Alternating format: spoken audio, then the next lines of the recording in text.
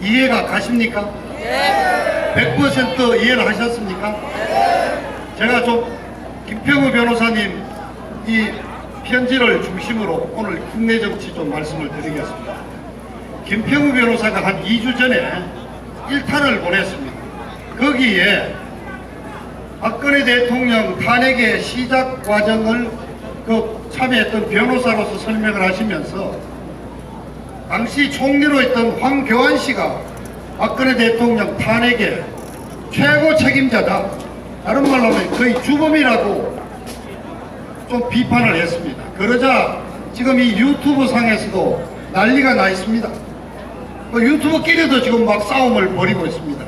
그런데 오늘 이 말씀은 김평우 변호사님 얘기는 그 편지를 보내고 났더니 황교안이를 너 왜 비판하느냐, 황교안이 외에 다른 대안이 있느냐, 자유한국당 중심으로 내년 선거를 치러야 되는 거 아니냐, 황교안이 비판하는 당신은 보수 분열주의자다, 그렇게 자기가 비난을 받고 있다. 그래서 이분은 이제 우리 김평우 변호사님의 설명은 그겁니다. 공산화가 될 수도 있다 하는 그런 무시무시한 얘기를 하면서 자유한국당 무조건 지지해라 하는 얘기는 현재 자유한국당 안에 있는 탄핵 찬성파들, 탄핵 추진 세력이 탄핵을 추진한 자기들에 대한 비판을 잠재우기, 우리 태극기 혁명분들이 입도 못하게 입을 막는 아주 정치적인 술책이다. 그래서 우리 김평우 변호사님은 박근혜 대통령 탄핵의 진실을 밝히는 것과 내년 총선거에서 자유한국당이 이기는 거하고 무슨 상관이 있느냐, 진실을 밝히는 토대 위에서 자유한국당의 아주 과감한 인적 쇄신을 해야 된다. 그렇게 함으로써 새로운 모습으로 자유한국당이 태어나서 선거를 치러야지 이길 수 있다. 보수 개혁이 먼저다.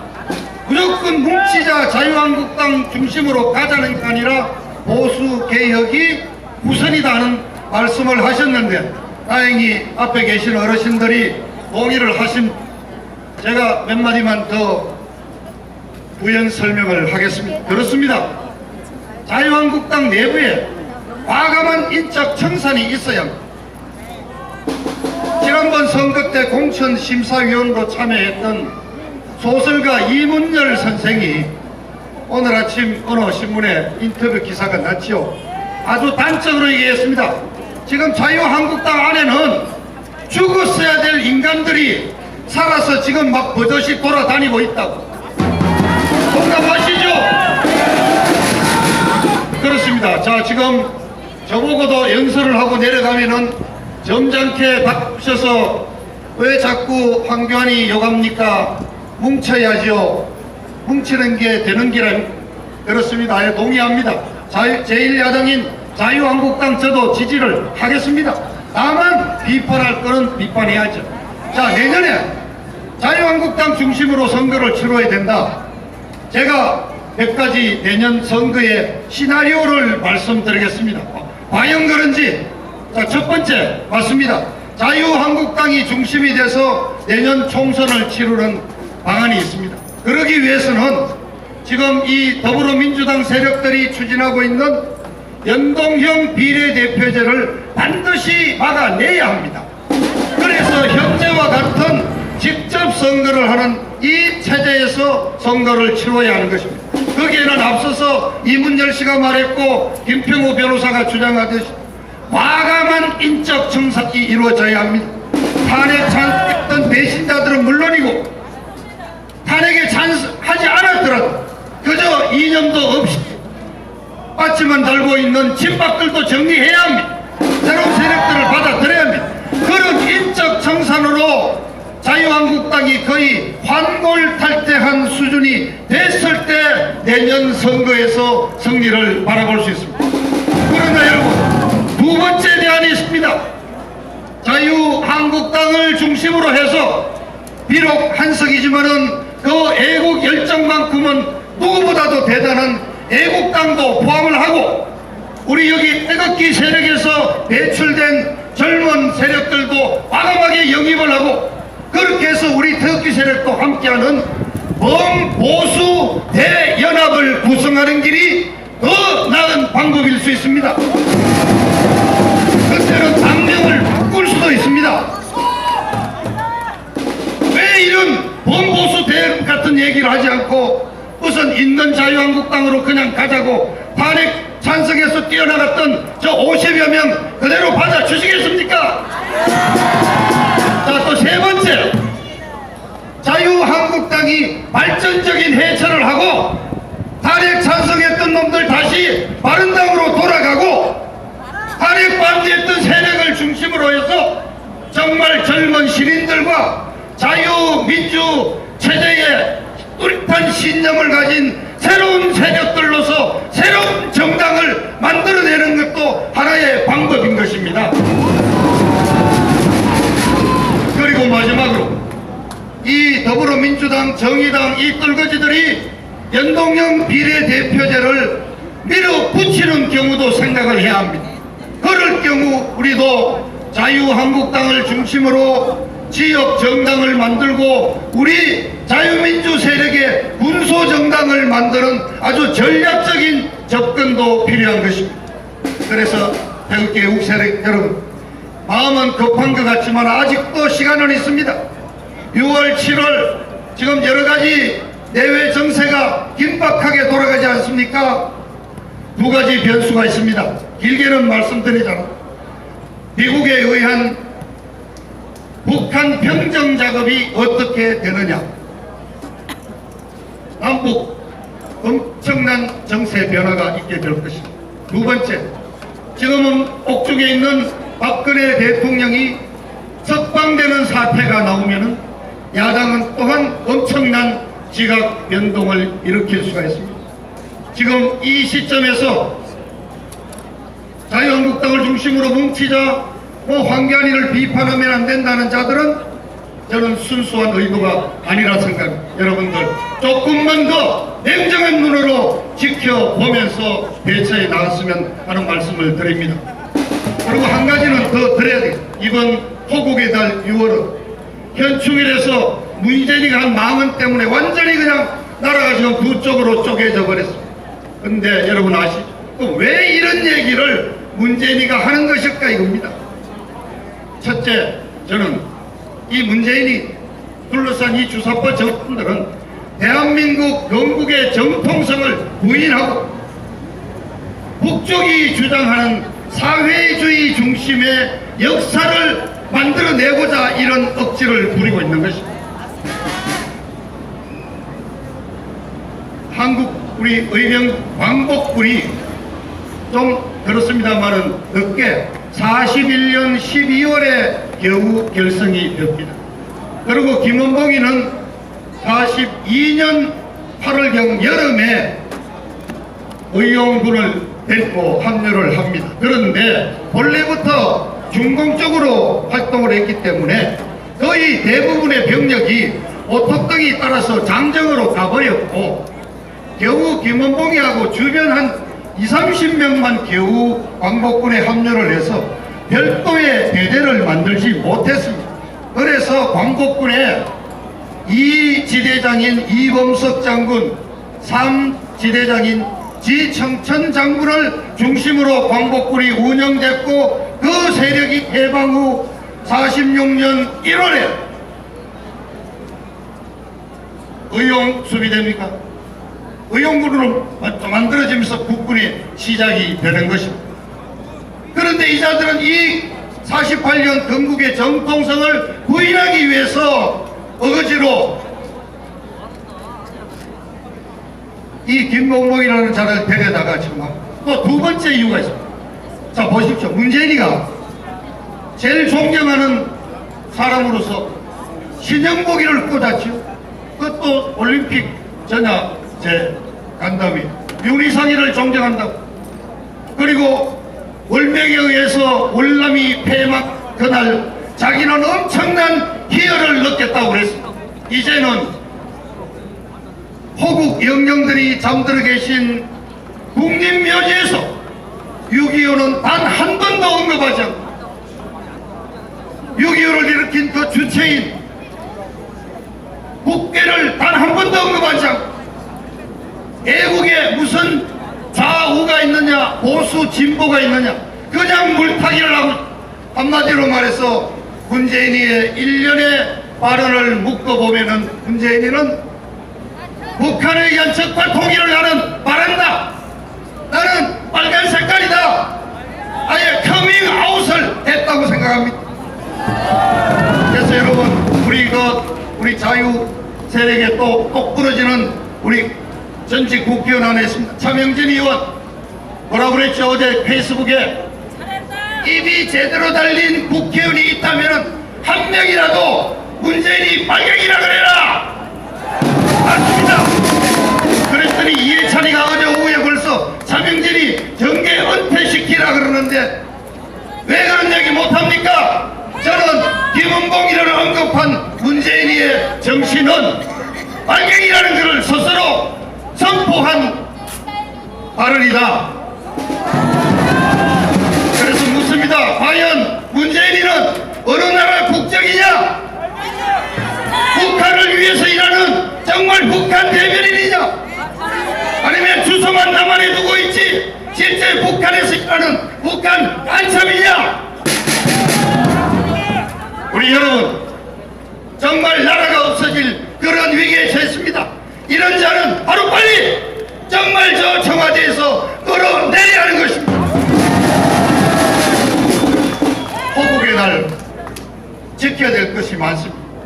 6월 29일은 제2연평대전에서 우리 해군 장교 6명이 숨진 날입니다.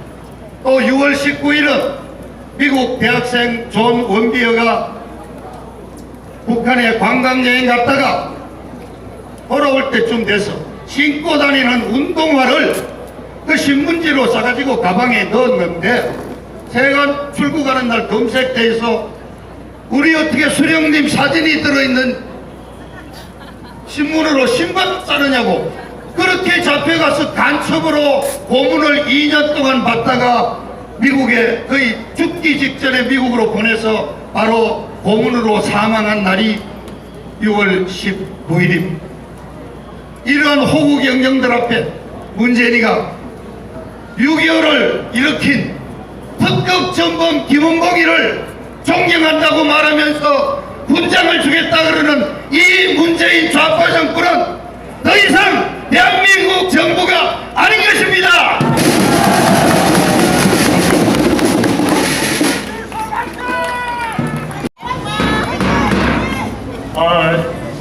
저희는 굉장히 미련하고 좀 순박한 종류의 사람들이라고 생각을 합니다. 보통 사람들은 얘기하면은 그냥 이 신문방송에서 듣고 박근혜 그러면은 최태민 안경 씌워서 최순실 아바타한 무능한 대통령으로서 전행을 일삼다가 당했다. 이 정도로 이야기를 정리하고 치워버려요. 근데 벌써 이게 한 3년 가까이 이렇게 태극기를 드는 사람들은 어떻게 보면 미련하다고 할 정도로 무지하게 순박하고 우직한 사람들입니다. 그래서 저는 친박 이런 거 하기 싫어요. 순박을 하고 싶습니다. 한번 같이 외치죠. 순박 만세. 순박! 순박! 순박! 지금 너무 잘 아시다시피 미중 전쟁이 거의 가파르게 강화돼 가고 있죠. 그래서 이거는 중국을 무력화하고 중국의 전체주의 반동을 꺾고 중국의 공산당 일당 독재 국가 자본주의 시스템을 꺾고 중국이 자유화될 때까지 앞으로 10년이고 20년이고 이어질 사건입니다. 그렇지 않나요? 그러면 이러한 중국의 거대 변화가 일어나면 북한은 당연히 미국에 의해서 접수 해방될 수밖에 없습니다. 그게 어느 시점에 무엇을 계기로 일어날 일인지 몰라도 그 길로 갈 수밖에 없습니다. 돌이켜보면 북한은 한 번도 뒷배가 없었던 적이 없습니다. 1945년에서 1971년경까지는 뒷배가 소련이었습니다. 그 다음에 미중 화해가 일어나고 미중 밀월이 일어나고 미중 사이가 가까워진, 그리고 아직 소련이 유지된 1971년에서 1991년까지 20년 동안은 김일성이가 한쪽으로는 중국이란 뒷배를 끼고 다른 한쪽으로는 소련이란 뒷배를 끼고 몸값이 상종가를 쳤습니다. 그 상종가 친 것이 바로 인류 최악, 인류 최후의 그가 기도한 전체주의 사교체제 김일성 영생이었습니다. 1991년 소련이 망한 다음에는 1991년 소련이 망한 후에는 북한의 뒷배는 중국이 되었습니다. 그래서 드디어 2018년까지 미중전쟁이 시작되기 전까지 북한은 시진핑과 중국 공산당의 그늘 아래서 중국 공산당과 인민해방군의 지도 아래 핵과 미사일을 개발하고 중국을 대항하는 무력 집단, 무력 대행군으로서 생존해 왔던 것입니다. 이제 그날이 다 지났습니다. 중국이 무력화되고 중국이 자유화의 길로 내몰리는 상황에서 북한은 뒷배가 없어졌어요. 뒷배 없는 김일성 영생교가 존속할 수 있습니까? 존속할 수 있습니까? 그래서 저건 날받아놓은 상태입니다. 자, 그러면 김일성 영생교가 날받아놨던 얘기는 뭐예요? 문재인, 586, 간첩, 종보, 진보, 핵변, 이러한 대한민국을 지난 30년 동안 존버해왔던 신전체주의 김일성 영생교 파리들 역시 날받아놨다는 얘기 아닙니까? 그래서 제가 여기까지 말하면 사람들은 흔히 야, 그럼 우리 아무것도 안 해도 되네, 집에 가서 그냥 배 깔고 시원하게 낮잠 자도 미국이 중국을 자유화시키고 중국을 무력화시키고 그 과정에서 북한 역시 망하고, 그러면 휴전선 남쪽에서 어쩔 수 없이 정치 쓰나미가 일어났어. 어쩔 수 없이 문재인과 586과 간첩과 종북과 친북과 영세경 말이들이 끝날 수밖에 없지 않냐. 그러니까 우리는 집에 가서 퍼질러 자빠져 있어도 된다 라고 생각하시는 분 계세요? 안 됩니다. 왜 안 되냐?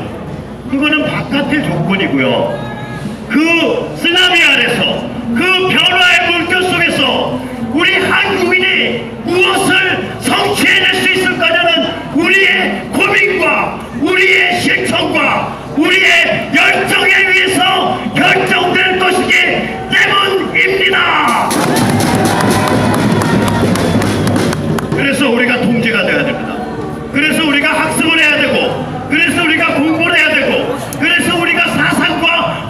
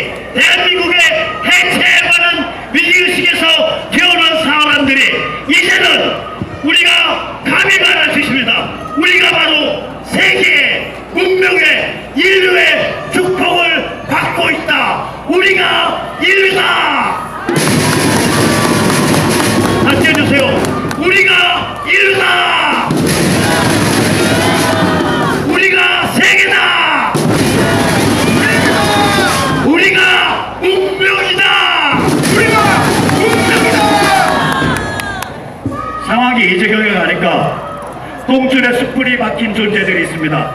누구냐? 조중동입니다.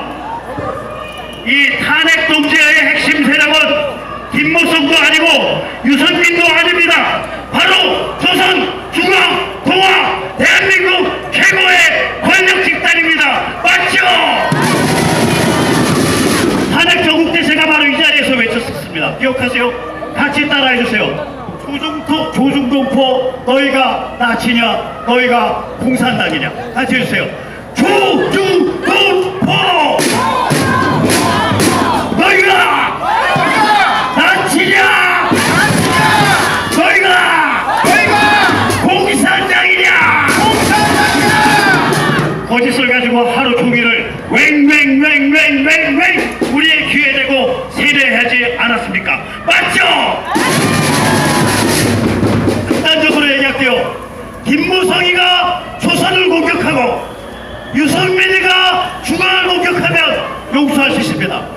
마지막 용서 안 되는 건 누구냐? 조선의 오나 황씨체, 중앙의 오나 홍씨체, 홍씨 뒤에 있는 원불교, 그들과 같이 춤추는 진중파의 핵심 센터 여시제, 거기는 우리가 결코 용서할 수 없습니다. 맞죠? 따라서 해주세요. 조중동! 너희는 대한민국 공적 1호다! 이들이 얼마나 무시무시한 힘을 가지고 있는지는 이번에 황교안이가 개발진한 데서 드러나요. 잘 나가다가 조중동이 불러다가 협박을 했는지 어쩌는지 중앙일보와의 인터뷰에서 뭐라고 그랬어요? 황교안이가 타블렛 PC 판결은 옳다라고 말했습니다. 다시 한번 밝힙니다. 타블렛 PC는 판결된 바 없습니다. 황교안이 불쌍해요. 불쌍하다. 따라해주세요. 불쌍하다. 황교안. 불쌍하다.